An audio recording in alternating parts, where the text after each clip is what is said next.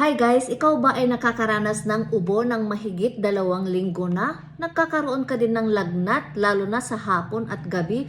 Mabilis mapagod, walang ganang kumain, kaya naman pumapayat ka, masakit ang likod, pinagpapawisan lalo na sa gabi kapag natutulog? May ubo, yon yung importante, ubo ng mahigit 2 linggo, kung minsan maplema at meron pang bahid ng dugo.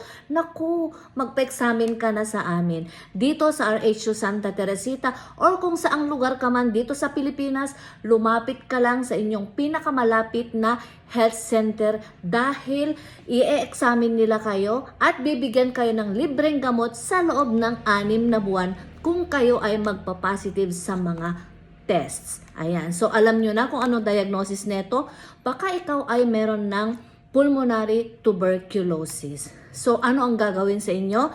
Siyempre, kukunin yung data ninyo, yung history ninyo, inom kayo ng inom ng gamot, pero hindi nagagamot ang inyong karamdaman. Baka naman ikaw ay may infection sa inyong baga. So, unang-una, ang gagawin natin, meron tayo sa mga bata, Mantoux test. Ayan, ito yung tuberculin skin testing para matingnan kung meron kayong mycobacterium infection sa inyong katawan.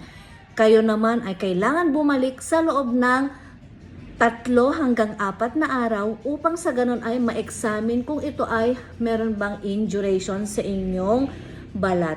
Meron kaming palatandaan kung ito ba ay nagpa-positive or negative. Yun yung mga ririnig nyo sa inyong mga health workers kung positive or negative. Kailangan nyo ding magpa-x-ray. Ayan. Para matingnan kung kayo ba ay may spot sa x-ray. And meron din tayong tinatawag na gene expert.